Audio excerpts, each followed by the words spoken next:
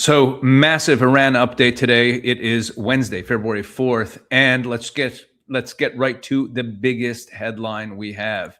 So this story literally just broke. The U.S. has informed the Iranians that talks scheduled for this Friday have been canceled. The announcement comes amid the Iranians' refusal to discuss issues beyond the nuclear issue. Now, I want to get into exactly what the issues were and why the Iranians cannot negotiate on them. But first, I want to play a clip also from today of Secretary of State Marco Rubio talking about the Iranian people. He then gets into what the negotiations are about, and we'll get to that in a couple minutes. But first, this really caught my eye.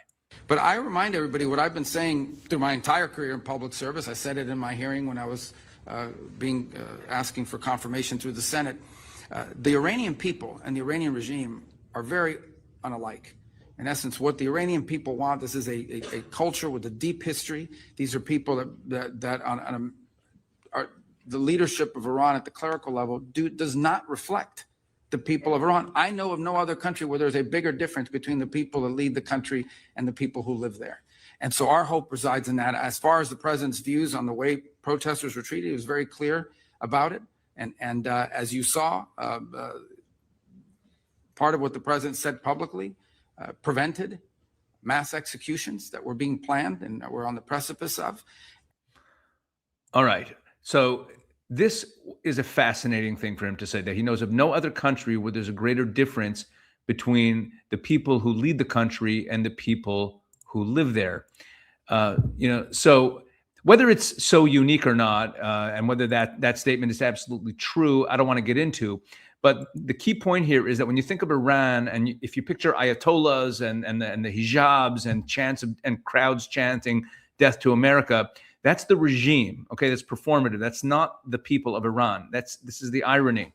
Iran is ruled by these religious clerics, but it's one of the most secular societies in the Middle East. It actually has the lowest rate of mosque attendance of any Muslim nation. I've mentioned this before.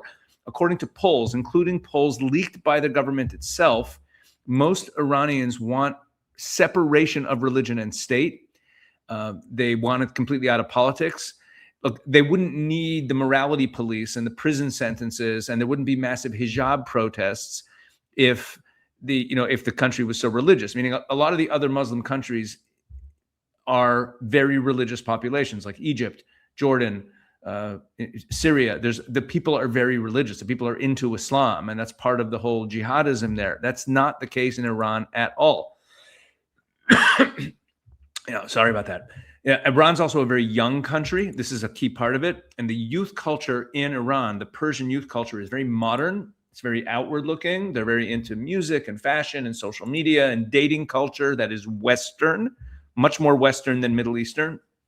Western culture is everywhere in Iran, despite all the censorship.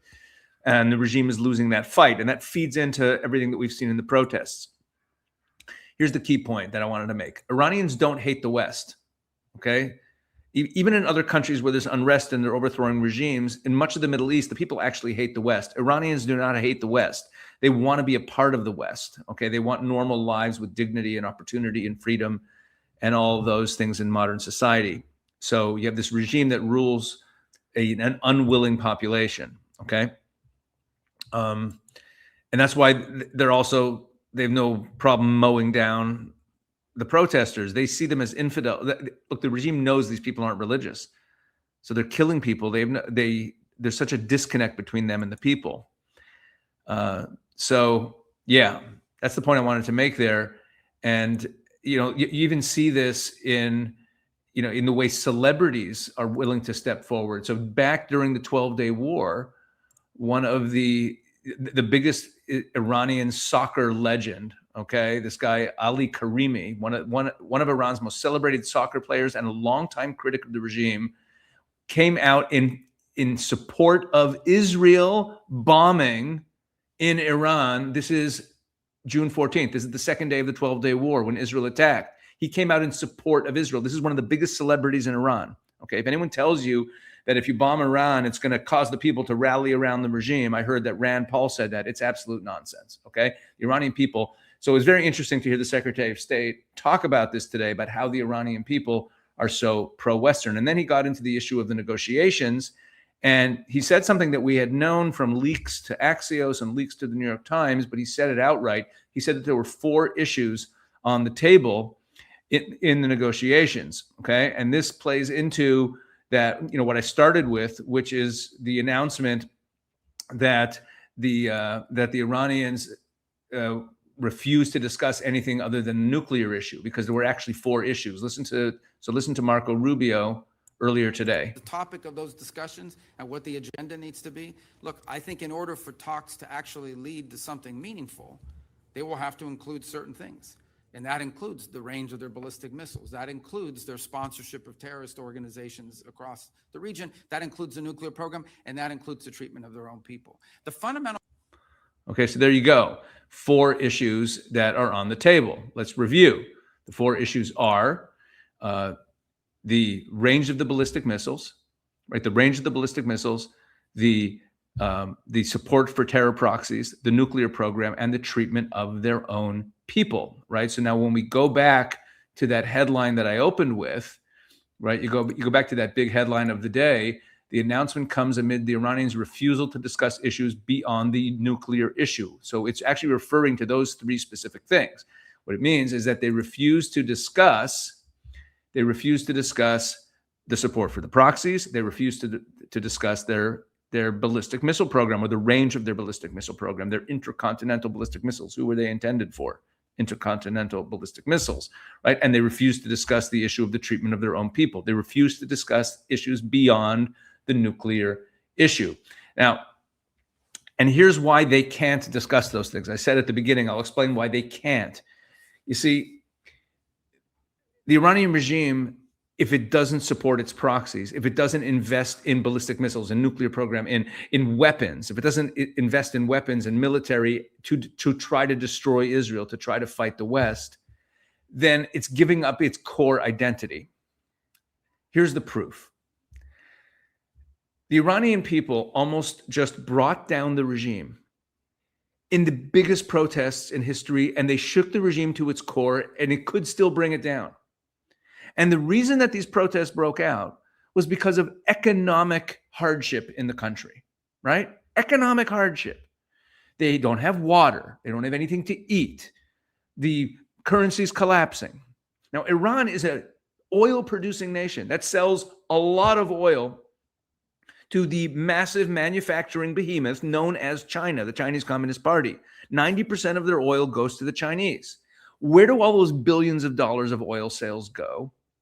So take a look. This is all recent news stories. Okay, 16 Chinese military cargo aircraft landing in Iran. They're bringing weapons in right now. Okay, look at this from October, a few months ago, but well after the 12-day war. Sapped by war and sanctions, Iran seeks Chinese arms as payment for oil. They're selling oil to China. Their currency's collapsing. The people are starving. They don't have water. And they ask to get paid in weapons. In weapons. Okay? Now think about this. They're willing to risk the regime. And they're still buying weapons and supporting the proxies, supporting the Houthis, supporting Hezbollah, trying to ship weapons over to Hezbollah, trying to get them through. Okay? Why are they doing this? They're going to lose their regime. If they simply stopped doing that and directed the resources towards making the life better for the people internally, they wouldn't even have these protests to deal with.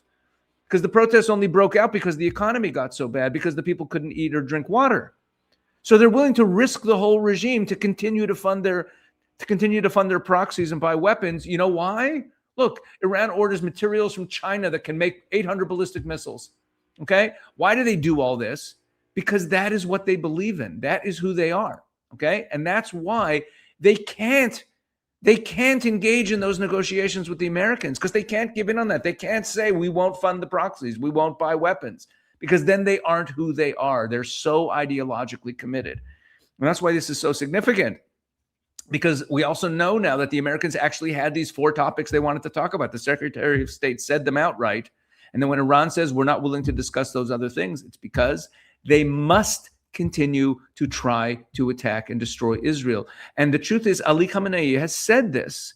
He has said that death to America and death to Israel is not just a slogan. It is the policy. It is the identity of who they are. It's what they care about most. Okay, and that's why, everyone's always so afraid of regime change. Listen, not all regime changes are the same. Okay, the Iranian people are a very peaceful, civilized, educated, pro-Western people. Okay, there's real hope for Iran, and this is why, and I've said this before, this is why the Arab world is panicking, because they don't have democracies and they don't have freedom for their people, and it terrifies them that the Iranian regime could fall, and there could be this massive behemoth. It's the biggest country in the region by far. That this massive behemoth of Iran would become a secular Western democracy, free market democracy, or who knows what. It would threaten.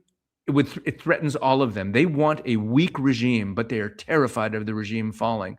So this is very interesting where this is going, because if the talks are off, it presumably also means that the opportunity for Qatar and Turkey and Egypt and all of them, who are all going to gang up on the U.S. at these talks to try to, to pressure them not to attack Iran, I guess they all don't get their chance to, to do that now. So this is a bombshell, and yeah, we are seeing history unfold. Okay, that's the Iran update for today. Please continue to share and spread the word. The channel's growing, and I'm really grateful to you for spreading the word about what we're doing here. This is still a brand new channel. I mean, in terms of the content we've been putting up these last few weeks, just getting it going. So please spread the word about it, and please spread the word about what we're doing, and please check out all the great content we're putting up at Israel 365 YouTube channel. God bless.